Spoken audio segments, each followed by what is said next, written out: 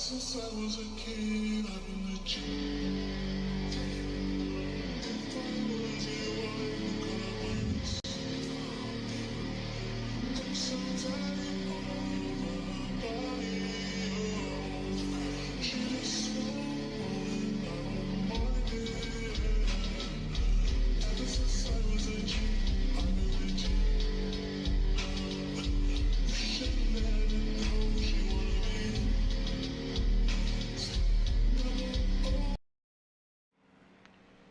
Good evening everyone and welcome to the Broadcasting Lounge. We are back for round 4 of the Supercars NZ MRP GT3 Championship, coming to you live from the legendary Circuit de Barcelona, Catalunya here in Spain.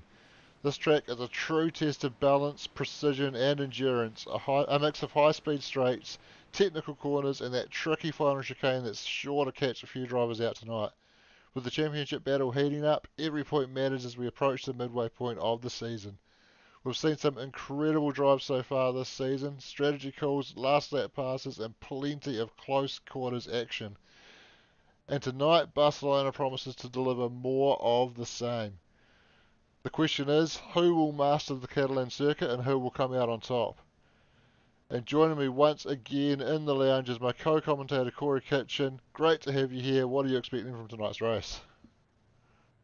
Yeah, cheers, Shano. Wow, Barcelona. It's always a driver's circuit, I feel. So tyre wear, maybe consistency, traffic management. That's going to be key. Yeah, we expect some tactical pit stops, maybe a few moves into turn 1. It's set to be a cracking round. Really looking forward to this one. Can't believe we're halfway already. Yeah, that's right. Settle in, folks. You're watching round 4 of the Supercars NZ MRP GT3 Championship live on the Broadcasting Lounge. Let's go racing in Barcelona, and we are just about ready to roll off on the dummy grid on the formation lap. But while they're on that formation lap, we can take a quick look at the starting grid, and we have got Stefan McCartan starting from pole position tonight alongside Jaco Vento, Rob Carwood there on the second row with Joshua Holmes in 4th. And then we've got Chris Taylor and Hogan Shrimpton, Nick Cummings and Leith Swinney. And then we can roll back to Tinnis Venter, Nico Cordia rounding out the top 10, then James McKenzie, Phil Carpenter, Sean McNamara, Matthew Gerard, Kevin DeFunter, Michael Vanderhaas. Row 9 sees us go back to Aaron Goodrick, Chris Zalewski, Anthony Green, Daniel Hedderside, Dane Noda, Pete Rotmitz, Tom McCall, Matt Priest. Back to row 13, we have got Jake O'Rourke, Peter Vandenberg and Deon de Graaf in race control, but looks like we've got Joshua Andrew, Jono Gibson, Eric Richter, Steve Darren and Richter Fauché all not setting the qualifying times, although I believe Richter having connection issues tonight and might not be able to join us. But we are just about ready to go racing out there, and we get the green flag. Stefan McCartan leads them off on the run down towards turn 1, and he's got a big gap over Jaco Venter early. Hogan Shrimpton and Joshua Holmes jostling for position on the run down into turn 1 as they all spread out, looking to get their spots early on. Yeah, you want to get these first couple of corners right because it's all about momentum. It is in the momentum at the moment, and this battle going to Joshua Holmes as he moves back into P4. Attention all drivers. Drive-through penalty for car 619, not starting from pits and not setting a quali lap. So Peter Vandenberg talking on race control there. I'm not sure if everybody at home could hear him. I could, but if I turn that back on, we should be able to hear race control now. Yeah, so that was a drive-through to Eric Richter. Is that Richter as well? I'm not sure on that one. Yeah, Eric Richter. So yeah, he's been given a drive-through for not starting from pit lane. Yeah, so the rule is if you don't get a qualifying lap in, you have to start from pit lane, and he obviously fell foul of that and had to, will have to take a trip through the pit lane. Leith Swinney just going up the inside on Phil Carpenter, making up for a slow start, just down one spot from where he started now. He's got Tinnis Venter just ahead of him. Tinnis was also able to get the leap on Leith at the start. If Leith can get that spot back, then he will be back where he started. everybody's sort of settling in at the moment. There's been no real major movers. Can see a couple of people up 4 spots. Matt Priest up 4 spots. Daniel Hederscheid up 4 spots. Matthew Gerard up 3. Michael Vanderhaas up 3. So a few cruisers. The top 4 though unchanged. Stefan McCartan's still out in the lead. Just set the fastest lap of the race in the 1:48s already. So straight onto the pace. Yeah, Stefan got off to a flying start and has been able to control the race so far, but Jaco Venter not let him get away, just half a second gap there at the Race moment. control. Jocelyn Can you for look at position. lap 2, turn 1, car 169. Matthew Gerard calling in an issue there to race Copy. control. Daniel Hederscheid in the thick of the action, just getting up the inside on James My mate has McKenzie. been at fault there. James trying to hold on the outside, but he's not going to be able to make that work. And now he's got Kevin DeFunter him sniffing around, but James will get the inside into turn 5 here. But Kevin able to hold on the outside, but another couple of left-handers coming up, and Kevin's still there, and if he can survive here, he gets the inside, and he does get that spot. So a good move around the outside for Kevin DeFunter, and good side-by-side battles early on this one. Yeah, that's a bunch of Ferraris there too, all in a bunch. Kevin DeFronterum just jumping on the back of it. Got Michael Vanderhaas, Aaron Goodrick, Daniel Hederscheid, all in that pack of cars. Nick Cummins having a big moment out of that left-hander off the back straight there, and apparently this is not the Nick Cummins we're very familiar with from years gone by. Oh right, so it's a new one.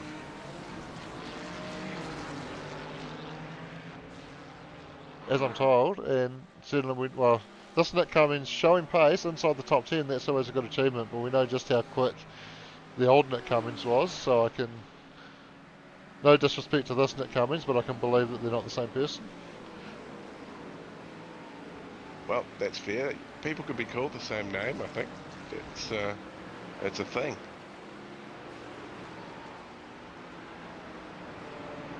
Yeah, well, we certainly had a Sam Neill racing with us in the league who was not the dinosaur Sam Neill. Yeah, also there's a former All Black, Michael Jones. That's right. Racing in the V8 as well. So we've had some names come through.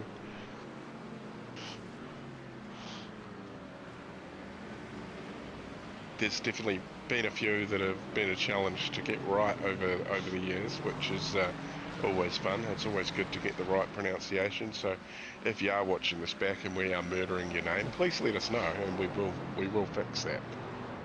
Oh, big moment for Phil Carpenter there, going around in front of Matt Gerard and dropping down. He's found himself in the wall. I'm hearing tyres screaming from somebody else arriving on the scene as well. Didn't quite catch that on camera. 169. Yeah, looks like we got lap 3, Matthew I think Gerard, it's turn Michael 5.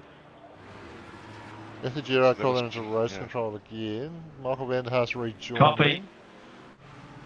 Matt Gerard also back going now.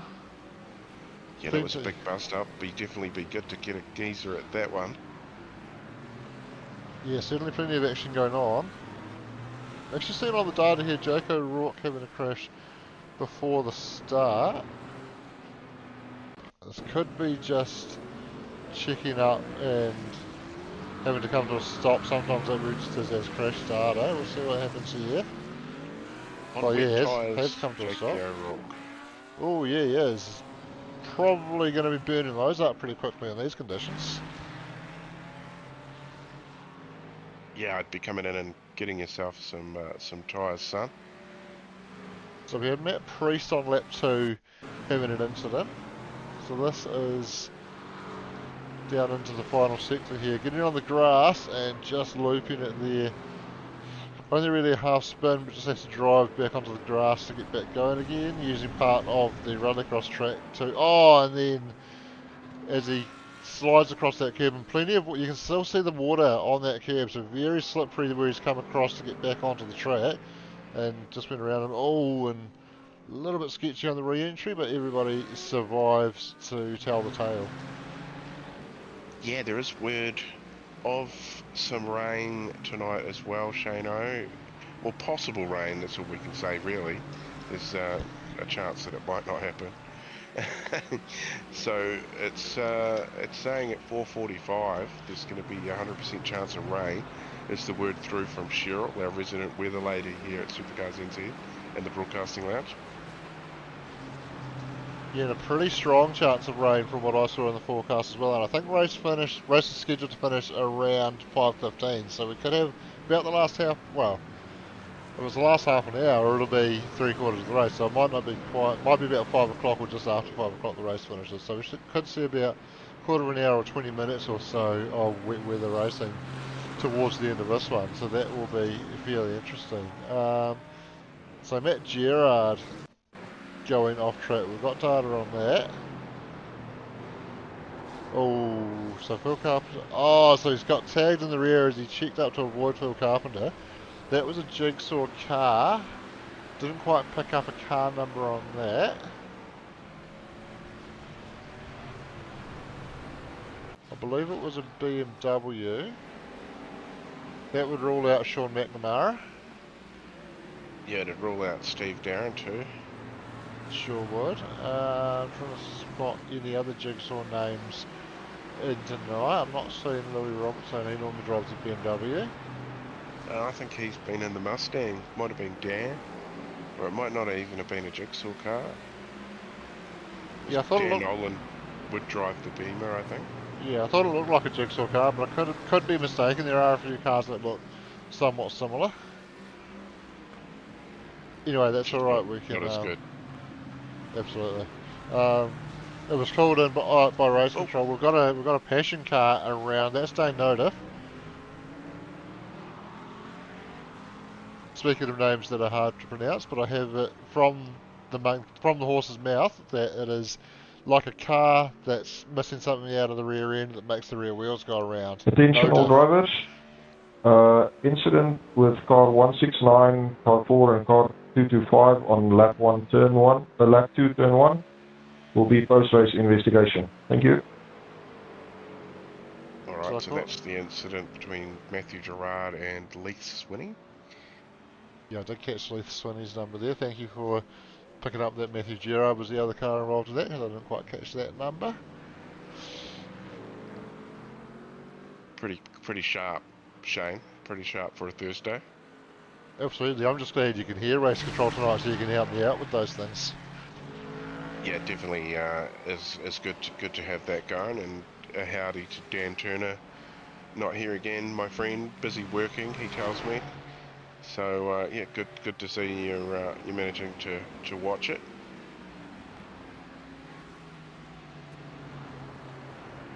So Tom McCall just in a little bit of a battle pack at the moment. He's got Anthony Green in the Aston ahead of him. Daniel Hedderscheid in the Ferrari behind him. Tom also in a Ferrari, but certainly no intra-manufacturer help in sim racing. You might get a little bit of help from within your own team, but if you're not teammates, it doesn't matter what car you're driving. Everybody's going to be racing hell for leather, and to be honest, sometimes you race your teammates harder than anybody else in real life, because you always want to beat your mates, don't you? Yeah, you always want to be better than your mate. It's bragging rights, and bragging rights matter. Something happened to Chris Zalewski. I see him dropping down the timing tower there. There he is in the gravel. Yeah, I caught the cloud of dust coming across the track there, so thanks for catching that. It was Chris dropping down the order, and I was able to catch him rejoining there. Nick Cummings has had a moment out there as well. We can pick up what happened to Chris on that one. Pretty wide out on the curb, but that curb looks to have dried off nicely and they're able to use it. Oh, and then just running wide and catching that grass, and I think there probably is still a fair bit of water on that grass, and rolling back, taking the rear wing off that car, but it's morphed back onto the car, so quite fortunately the way the net code has worked in his favour. And then we had Nick Cummins having an incident. Yorkshire T on the side of the car, just getting loose and going around. Yeah. Very bright BMW, can't miss that one. Oh, and then he's over-rotated and finally gets it pointing back in the right direction.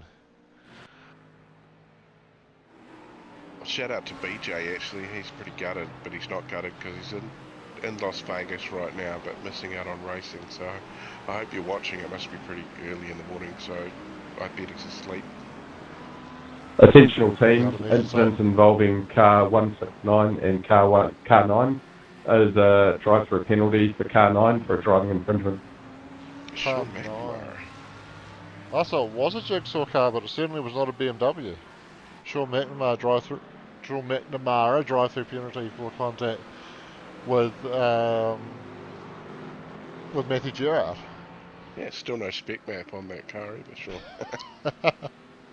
Must be 3 weeks. He mustn't watch these streams anymore because I haven't heard anything.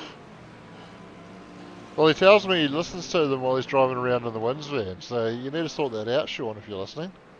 Yeah, definitely. Yeah. I guess he know Ripley got it right. gets home from work and probably has a few too many Waikaters and then forgets about it. Yeah, he gets sick because it's disgusting.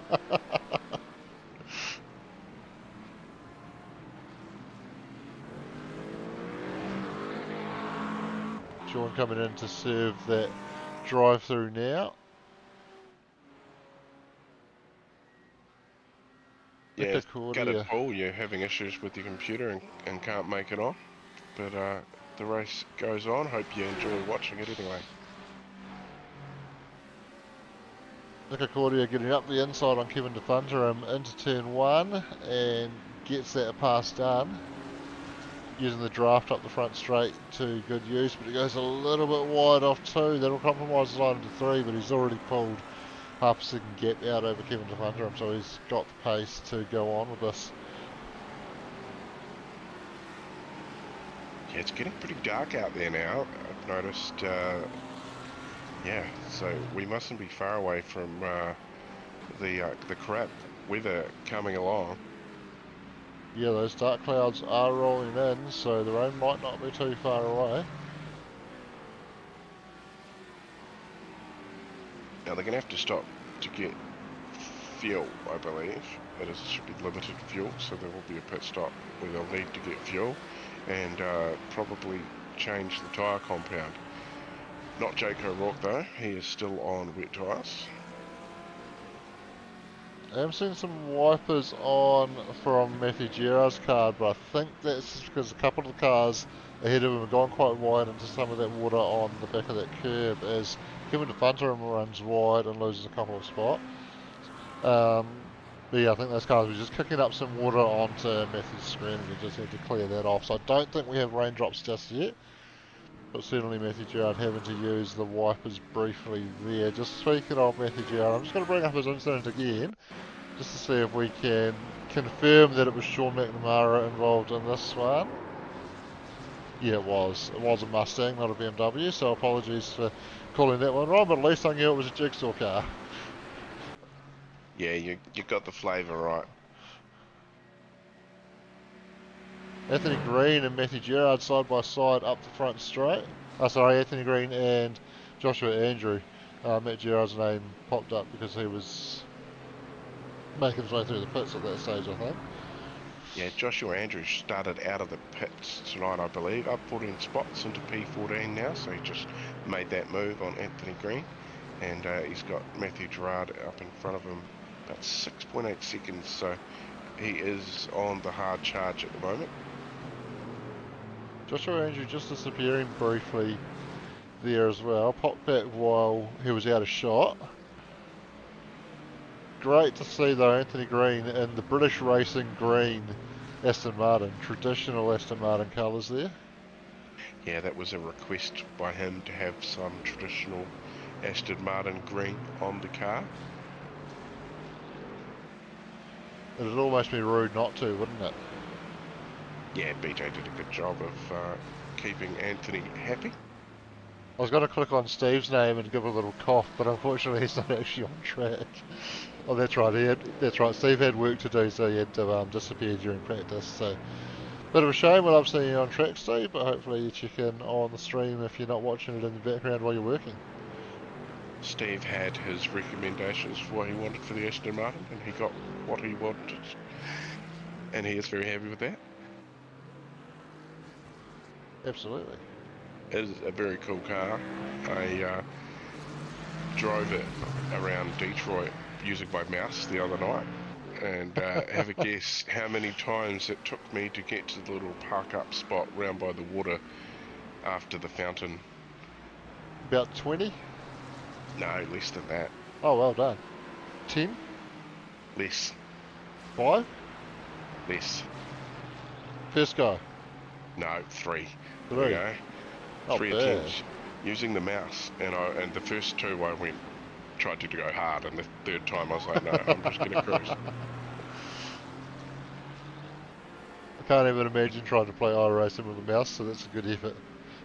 It actually, if you had a good mouse and a good surface, like the side, my couch arm, not ideal.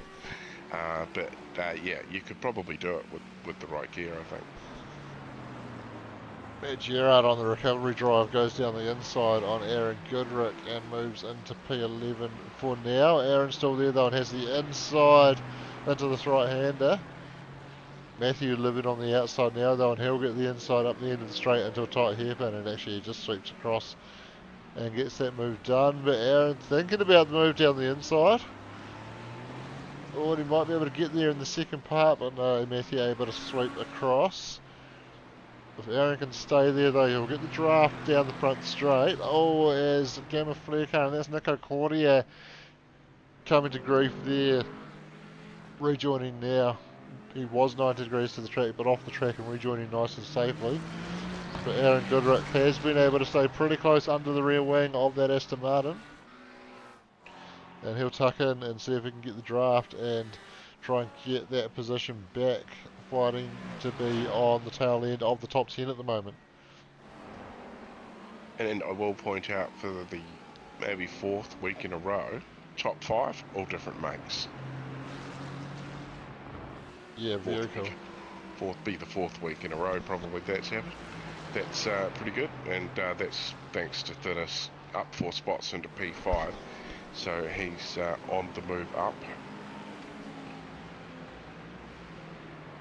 A couple of cars in the pits at the moment as well, Nico Cordia and Chris Zalewski. So we've got Joshua Andrew being the first car that's been in the pits, but that shows pit map as 0, so I think that's just reporting that he started in the pits, so he will still need to get some fuel at some point. A few of those cars that have pitted as well would have been for penalties.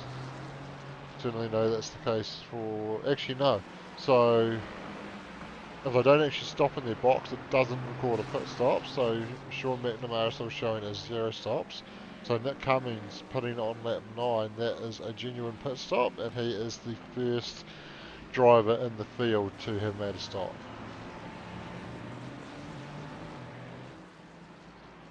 Aaron and Matthew both running out quite wide over the sausage cube off the back of the main straight there. Probably picking up an off track each, maybe a bit of slow down there, I'm not 100% sure on that one. Yeah, plenty of opportunities for slowdowns at this track. As we can see them going through probably the most flowy part of the circuit before you get to the horrible end. Yeah, that tight little chicane at the end of the track was added, I want to say about 10 years ago for Formula 1 to try and reduce the speed through that section and onto the front straight to try and get the cars closer up the front straight and into turn 1. But really, all it created was a horrible, awkward little section that just completely breaks up the flow of the track. And I'm glad F1 have ditched it. I'm a little bit disappointed that iRacing have loaded this layout for tonight. Well, it's just adds to the list of things F1 have ditched. Absolutely. I should say Sean's loaded the layout tonight, but iRacing selected the layout for this week, just to clarify that one. Or actually, I suppose the community tend to select most of the tracks, don't they? Yeah, they have their ways of the tracks coming out. I think they do a survey every now and then, and everybody picks tracks in separate little bits and pieces, and that's the way they work it out. I think the Australian tracks, they in the V8s, for example, will come out more than some of the other ones, but that's just comes with the territory. Yeah, that's right. There was a time, I think, where all the Aussie tracks used to just about be in every season of V8s, and the community were very strongly commenting that they were getting a bit sick of that. So RSM made it that I think now each Aussie track might come up once a year. Now that there's a few more. That couple of times I think they'll probably feature a year. For V8s anyway, but the GT3s has done the same way with the survey, and the community basically votes everything in, and somebody puts the schedule together and sends it into iRacing, near the end of the season, and then they work out the schedule for the next season, which will be coming into summer. How good summer series back again. That's something to look forward to, but not yet. We're not even halfway through this season, are we? No, we're not, but we are already a quarter of the way through, and well, next week will be week 5, and a week after that we'll be halfway through the spring series. So that's how quickly it goes, that it's not going to be long before we are getting ready for the summer series. So very exciting. Yeah, well, we are halfway through what is the GT3 series. Oh, that was tight. Chris Taylor getting out in the water and understeering, almost making contact with Hogan Shrimpton, but they both get away with it. Sorry to interrupt you there, Corey. No, that's okay. I've opened up something so I couldn't see the screen. So next week we head to Indianapolis, and then we're off to Hockenheimring, Sebring International Raceway, and we finish it up in Interlagos. That's right, Jose places Carlos Pace. Yeah, that's Interlagos. That's right, yeah, so some cool tracks to finish it off, and don't forget to tune in on Sunday. Starting early Sunday, there'll be top 10 shootout, and then into the race for the Simblacks Enduro Cup. Shano, you are lacing up the boots and chucking on the gloves and going for a hoon, and gonna try and do what Matty Payne did last weekend. Yeah, I'll try. I won't succeed. Just a small correction there. No top 10 shootout. It's just going to be a half-hour quali session on the Sunday. Well, boo. Yeah, I know, but if we were going to do a top 10 shootout, it needed to be on the Saturday evening so that we could then set the grid for Sunday. And unfortunately, Wayne not available to stream it, and the numbers probably not quite strong enough. Maybe if everybody shows up, but if we get a few no-shows, then probably not quite strong enough to make the shootout worthwhile. So we've opted to just go for the half-hour quali session before the race on Sunday. Yeah, well, you'll be able to catch myself and Wayne Bloor from probably about 11:30 on Sunday. So get straight from church and get in front of that YouTube. Cheer on your mates, have a bit of fun for the day. Well, it's from 11:30. You're going to miss the first half hour of the race. Oh, well, I might be there. We might be starting then before 11, So at least we'll start before you can legally crack a beer. There is no time that is before you can legally crack a beer. Oh, so you've got to have a code. But next week for the V8, it's Tuesday, we head to my favourite track, Detroit. Oh, I love that place. Couple of heat races, 12 laps and 20-something laps, I think it was. So it should be good. Couple of heat races there on Tuesday will be a blast. I'm going to be bombarding my way into the lounge for that shenanigans for sure.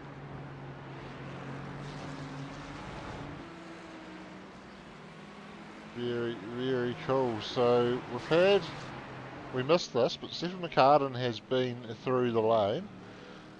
So he is currently sitting P6, first of our drivers that have taken a pit stop. So he is fueled up, presumably fueled up and good to go to the end.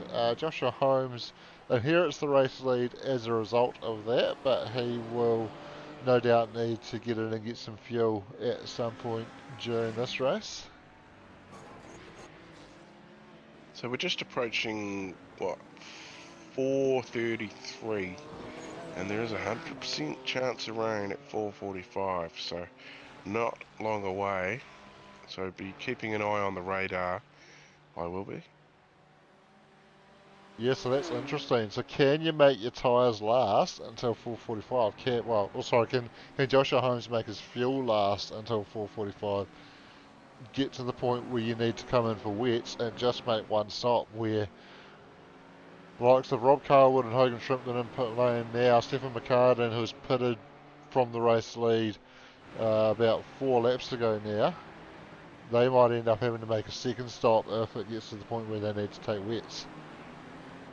Yeah, that's it. And I noticed Jake O'Rourke into the lane to get some tyres. I'm suspecting he's probably going to keep wets on. Or has he had a tow? He's been there a while, 6 minutes.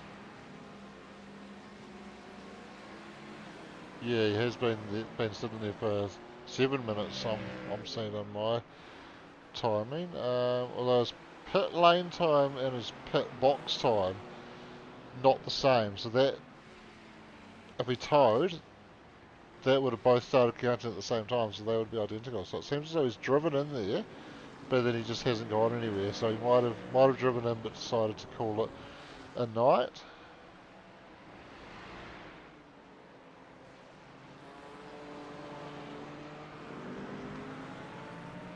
Jakob Winter putting some pressure on Rob Carwood at the moment.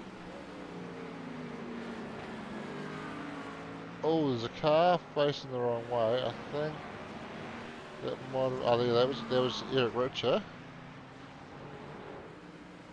Oh no, it might have been Chris Zalewski. Sorry. Yes, it was Chris Zalewski. Gets that flick back around now and back on track. Josh Holmes in pit lane now, so not able to make it to the point where the rain came in, so potentially this could be around the end of the fuel tank, because we're nearly half an hour through the race, or half an hour into the race, well over halfway through.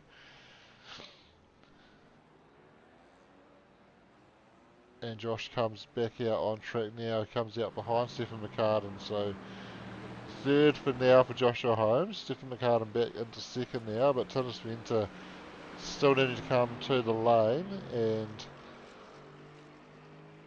along with attention all drivers, incident between car 77 and 9 has been noted.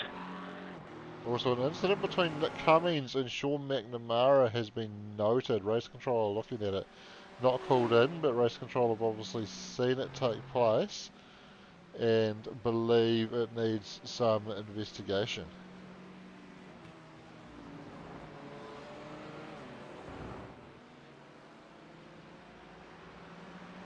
Shout out to the weekly sponsor though, Shano. Was he there in the weekend? I don't think he was. I think he might have been busy this year, was he?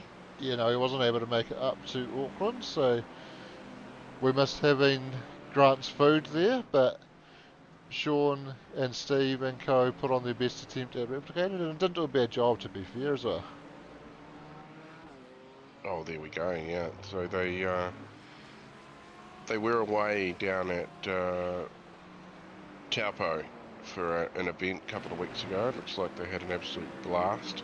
The Devil's Cut Barbecue Facebook page, get on there and keep an eye out for their pop-ups. They'll regularly let you know through the Facebook page, but if you want to get in touch with them, Devil's Cut Barbecue at gmail.com, and yeah, you can.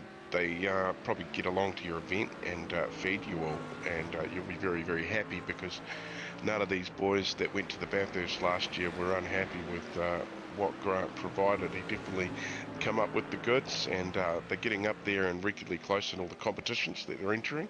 So you got to cook meat right, and Devil's Cut Barbecue, weekly sponsor. Yeah, absolutely, and as you alluded to, they do a little bit of catering to help fund the competition team side of things. Attention all drivers, incident involving car 77 and car 9 on lap 16 will be a driving infringement for car 77 and a driving penalty. Drive-through penalty for Nick Cummings for contact with Sean McNamara. I think I've got the replay on that ready to go, but I'll just finish my thought. I believe the catering for Devil's Cut Barbecue, they mainly focus on the Wellington area because that is where they're based, but get in touch, and if it's the right event for them, they may venture out. So if you need their services, get in touch with them and see what they can do. Definitely, I wish I was closer to it. Nothing like good meat, well cooked. Yeah, Devil's Cut Barbecue. So awesome to have our weekly sponsors. And message from Jake, sadly got lapped, so my race is done. Just having my dinner. Jake, you had wet tyres on, so that was going to be an awkward race, but that happens, my friend.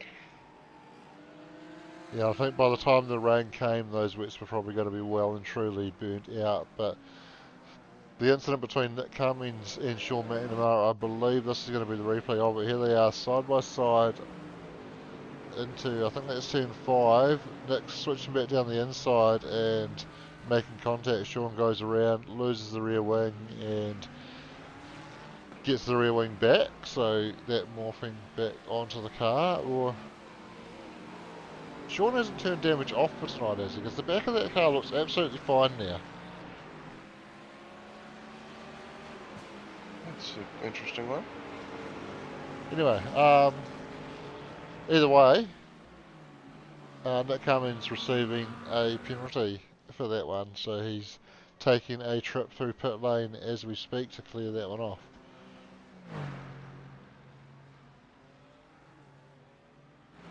Stephen McArdle has resumed the race lead, so everybody has taken at least one stop and business as normal resumes. But well, Jaco Venter had been staying quite close to Stefan Race control, in the car early part of the 169, race. left 19, turn 1.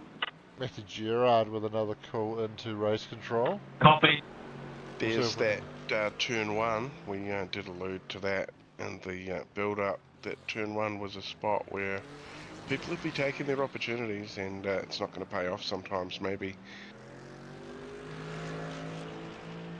Yeah, I think we've got data on that incident as well, but yeah, Jaco Venter had been staying quite close to Stephen McArdle in the early part of the race, but after the pit stops he's dropped back to third and 8 seconds back from, well actually he's 8 seconds back from Joshua Holmes, who was 8 seconds back from Stephen McArdle, so Stefan absolutely cruising out front, just as he was cruising getting me back from Auckland back to the Naki on Monday. But he is actually driving a little bit faster than he was that day now, but certainly still very much in control of this race. But Matthew Gerard, incident lap 19. So there's a car coming out of the pits. I think that's Lee Swinney. Aaron Goodrich, sorry. So contact there and Matthew goes around. I'll just pick that up again because I was too busy trying to work out the identity of the car. It was Aaron Goodrich, so they turn in. Well, we might need another angle there, or race control will have all the angles to look at, but just on that one, I'm not sure where Aaron was supposed to go there, to be fair.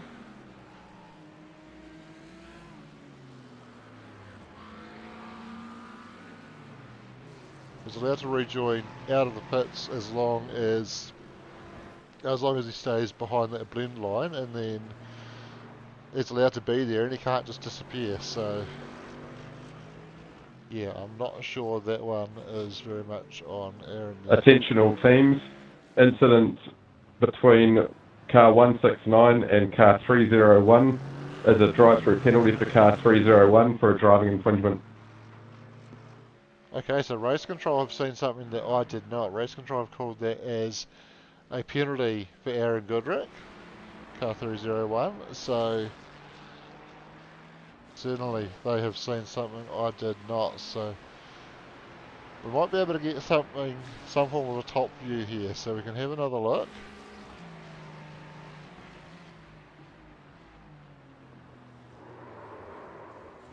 We did understeer off the curb a little bit, so I think that might be what race control saw, but I don't know, I think maybe Aaron a little bit hard done by, but takes two to tango at the end of the day. But anyway, Race Control have made their call, and Aaron will have to come in and take a tour of the lane.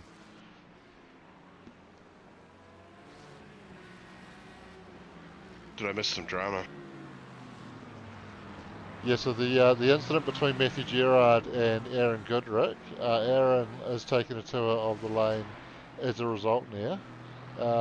I feel like maybe he was a little bit hard done by, but Aaron did understeer off the curb a little bit, but yeah, anyway, Race Control have made their call, and it is what it is.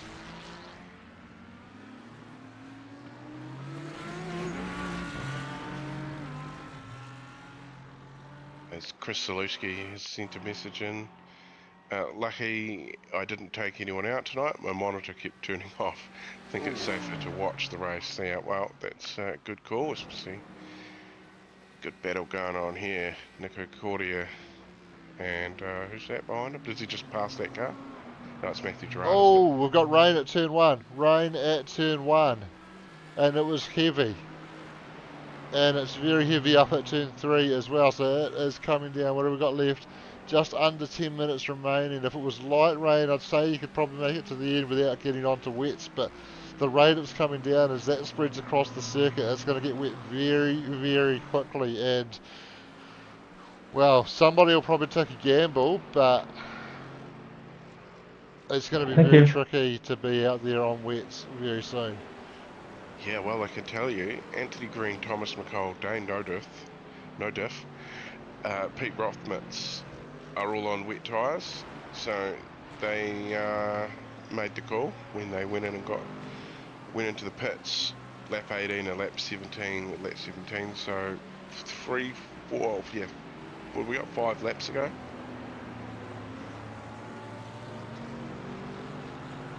Yeah, well, that's quite some time ago.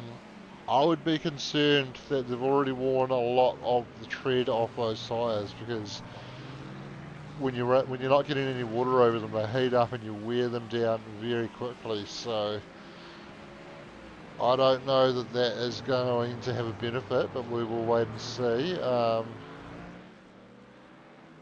think with the time left to run, possibly it's probably a good call. I reckon they're going to make up some spots. Well, they're a lap down. Not if, and they won't make up much time if they've already worn them down to essentially a slick tyre. I was just thinking more at the point that everybody will have to come in and change tyres, and they won't have to, but they're a lap down, so I don't think it's going to be much at all, if anything. Yeah, and I'm thinking they may have to come back in as well, because I don't know that they're going to get a lot of benefit from those wets.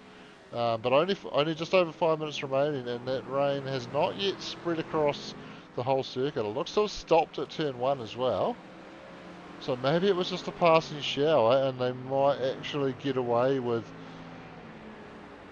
staying on slicks. There's a bit of spray, a little bit of spray coming off the cars at turn 3, but nothing significant. Certainly should be. It'll be slippery and it'll be tricky, but I believe you'd be better off with a warm slick on the car than a cold wet at this stage. It's definitely coming in at the moment. It's actually coming over the final part of the circuit quite heavily at the moment, according to the rain radar. Oh yeah, look at that, quite heavy there. So it is coming down. So maybe a little bit patchy, but certainly seems to be moving in. Only 5 minutes remaining though, so how long is this track going to take to get wet? Maybe it looks like it might not quite be as heavy as that first downpour we saw at turns 1 and 3. So maybe they can get away with this. I don't know. I would be staying out. I mean, if they all stay out, like, there's no point in coming in. You're going to lose all that time. Anything can happen. They all start spinning out. But as we seen on Sunday, the rain really made that race one of the greatest races over the past. Well, definitely out of Gen 3 at Bathurst, that was the best one yet, wasn't it? Yeah, absolutely. That was a fantastic race, and the rain made it, because up until the rain came, it looked like it was going to be a repeat of last year, but that rain certainly brought it to life. And suggestions that maybe it's going to do the same thing late in this one, but yeah, I mean, once you got the wets on, you've still got to have time to make up that time loss as well, so I'm starting to think by the time it does get wet enough, it's going to be at that time point where you're better to just try and tiptoe your way home on slick tyres, but it's going to be so tricky out there. Tennis Venter in the lane now, so he wants wets, he's taking that gamble.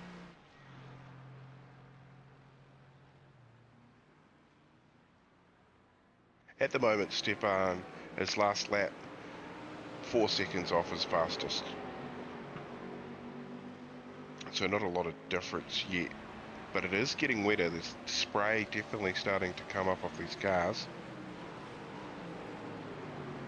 Yeah, I would say this part of the circuit is very, very close to needing wets now. But you've got to look at the circuit as a whole, and you've also got to look at how many laps you're going to have to make up that time difference, and what's the pace difference actually going to be, because it's not like you can just instantly throw wets on the car. You've got to come in, it takes time to get down the lane, it takes time to get all 4 tyres changed. The pit crew can only do one at a time.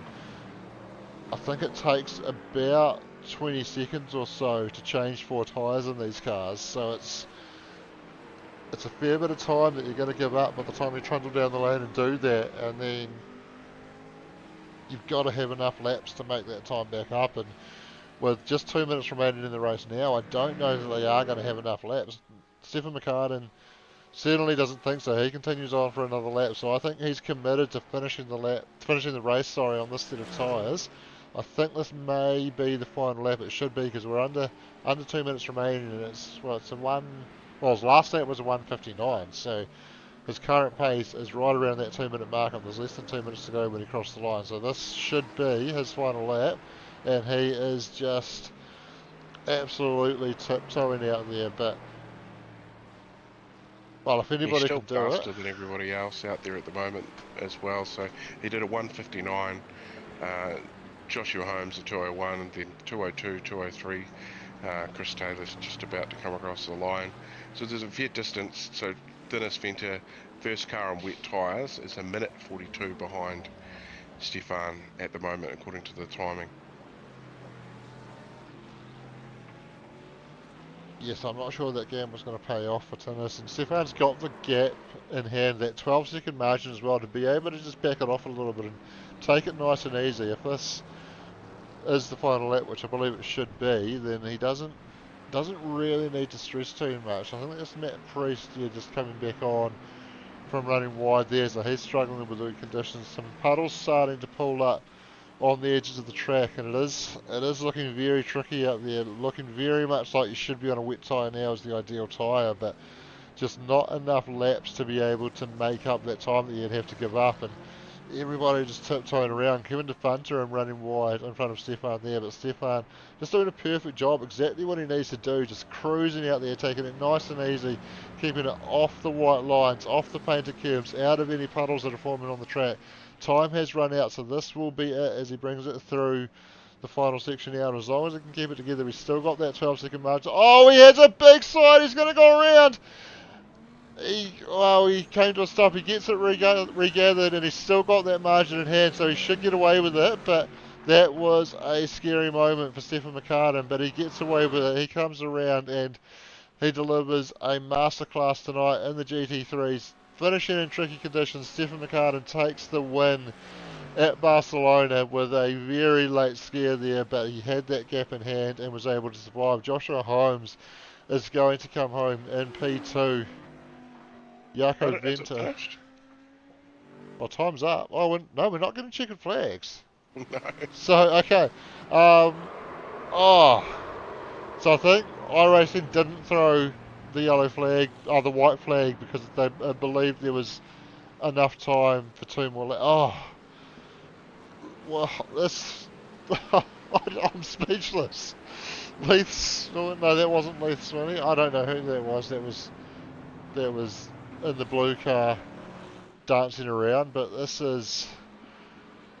Wow, so that gap starting to come down now. Joshua Holmes in P2 still has time to close that gap down. Oh, there's someone off the track there. Lamborghini, I didn't quite catch who it was.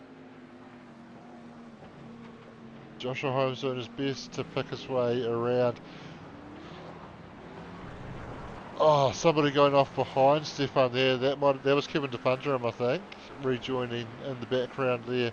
So very much wet conditions now. And well, where's Tinnis Venter? He's moved up into P9. Where was he when he came into the pits?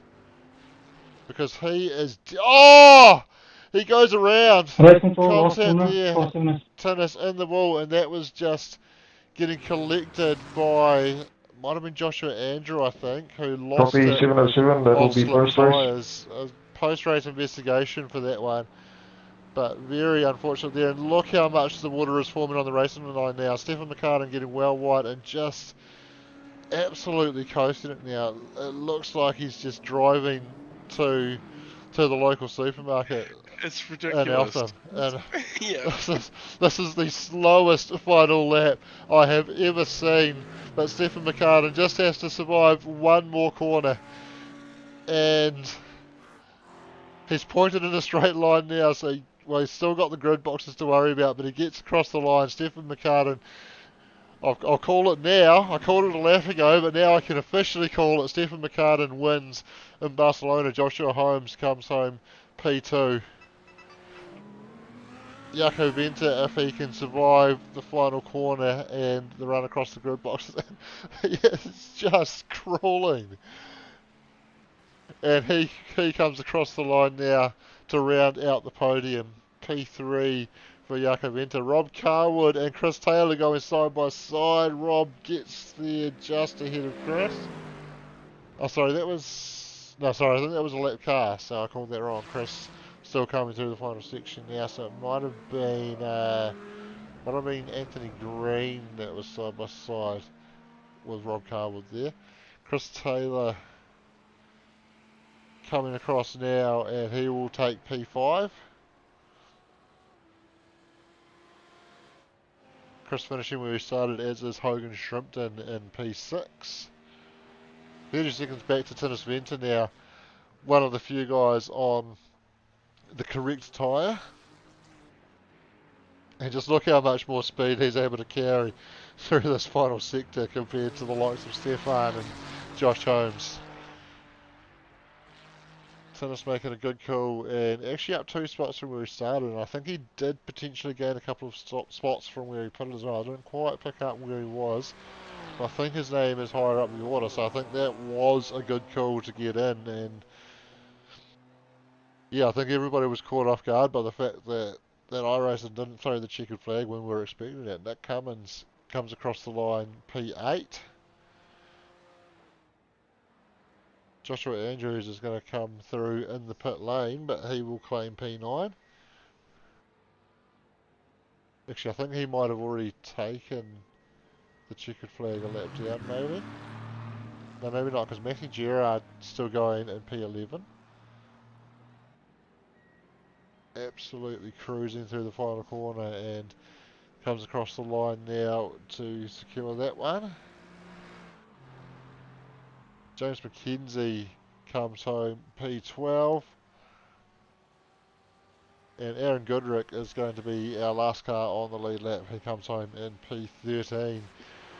We had Phil Carpenter, Kevin DeFunter, Thomas McCall, Anthony Green, Doe Noduff, Michael Vanderhaas, Matt Priest, Nico Cordia, Pete Rotman, Sean McNamara, Chris Deluski, Daniel Hedderscheid, and Eric Richer all off the lead lap. Jake O'Rourke pulled the pin earlier, as he reliably informed us in the chat. But wow, you want excitement? Just add rain, and it worked for Bathurst and it worked for us tonight, because that was a hugely exciting finish. It made it pretty spicy, didn't it, Corey? Yeah, I'd have to say this so far this GT3 season has provided the goods with in every way, really. It's been really great watching. And before tonight, Stephen McCartan, he 539 points he was on, so he's going to get the full points tonight for the win. So it's going to extend his lead over Jaco Venter in the championship as well. Yeah, very cool. Well, that is about all the time we have got for tonight. So big thanks to MRP, sponsor of the MRP GT3 Championship here at Supercars NZ and Devil's Cut Barbecue, for bringing us this week's racing. Thanks Corey Kitchen for joining me in the lounge tonight, and thanks to all our drivers for coming in and putting on a show, and of course iRacing for giving us the platform to go racing on. Thanks to everybody at home for tuning in. We will see you all next time.